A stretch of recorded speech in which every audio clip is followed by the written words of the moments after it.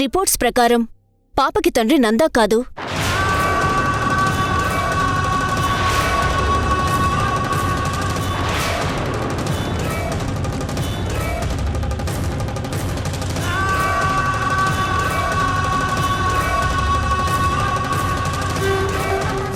ఇందులో 10 లక్షల రూపాయల చెక్కుంది. ఇది జస్ట్ అడ్వాన్స్ మాత్రమే. రేపు రిజల్ట్ పాజిటివ్ అని వస్తే మాత్రం నువ్వు ఆ రిజల్ట్ మార్చి చెప్పాలి. సారీ మేడం, అది జరగదు. మేమలా చేయలేము. అలా చేయడం వల్ల 2 కుటుంబాల భవిష్యత్తు, ఒక చిన్నపిల్ల జీవితం నాశనమవుతాయి. చూడండి డాక్టర్, మనిషి అనేవాడు ఎప్పుడు స్వార్థంగానే బ్రతకాలి. స్వార్థం అనేది లేకపోతే లైఫ్లో ఎప్పుడూ పైకి రాలేరు. ఎవరి జీవితమో నాశనమైతే మీకెందుకు? అండ్ ఇంకొక ముఖ్యమైన విషయం, ఆ పాపతో గాని వాళ్ళమ్మతో గాని కలిసుండడానికి నందాకి ఇష్టం లేదు. నందా నేను పెళ్లి చేసుకోబోతున్నాం. అదే జరిగితే మీరు ఊహించినంత అమౌంట్, 1 కోటి కావాలా, 2 కోట్లు కావాలా చెప్పండి. టోటల్ అమౌంట్ నేను మీకిస్తాను. ఆలోచించకండి డాక్టర్. నాకు ఏ మనిషినైనా లొంగ తీసుకోవడానికి 2 దారులు తెలుసు. 1 కొనడం, 2 చంపడం.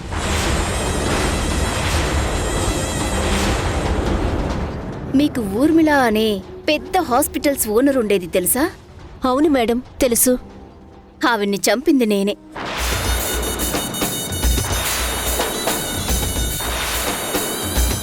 నువ్విప్పుడు నేను చెప్పినట్టు చేయకపోతే నిన్ను కూడా చంపేస్తాను. తీసుకో. మీరు చెప్పినట్టే చేస్తాను మేడం.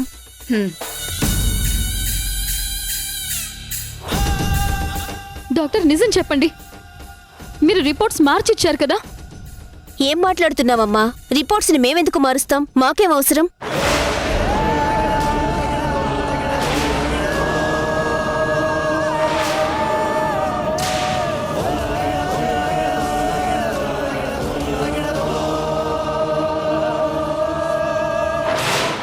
లేదు డాక్టర్, మీరు ఖచ్చితంగా రిపోర్ట్స్ మార్చారు. అబద్ధం చెప్పకండి, నిజం చెప్పండి. నిజం చెప్పండి డాక్టర్.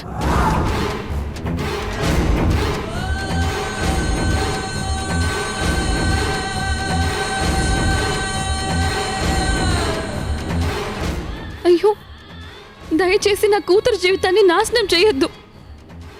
అది రేపో మాపో వాళ్ళ నాన్న వస్తారని ఎంతో ఆశతో చూస్తోంది. మీకు పిల్లలు ఉండే ఉంటారు కదా, ఒక్కసారి ఆలోచించండి డాక్టర్.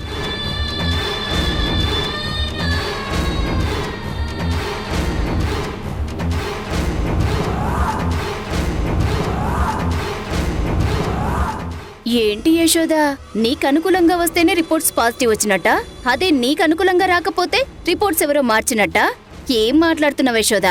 నోర్మూయ్ నవమి.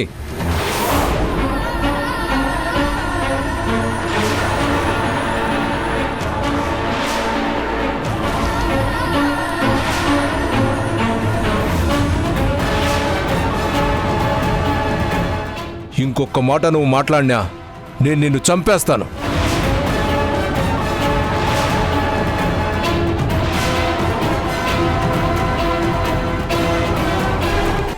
ఏమన్నావు నవమి? యశోద హాస్పిటల్ దగ్గరికి వెళ్ళి రిపోర్ట్లు మార్చడానికి ప్రయత్నిస్తుందా? నీలాంటి బుద్ధి యశోదకు ఉండుంటే ఈ పాటికి ఇలాగే మార్చేసి ఉండేది. యశోద నీలాంటిది కాదు, దేవత.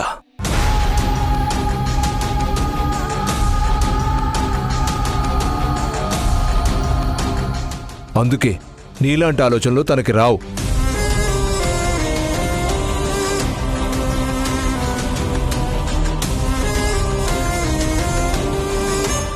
నాకు ఇప్పుడు అర్థం అవుతుంది. నువ్వు ఈ డాక్టర్తో కలిసి ఖచ్చితంగా రిపోర్ట్స్ మార్చేసే ఉంటావు.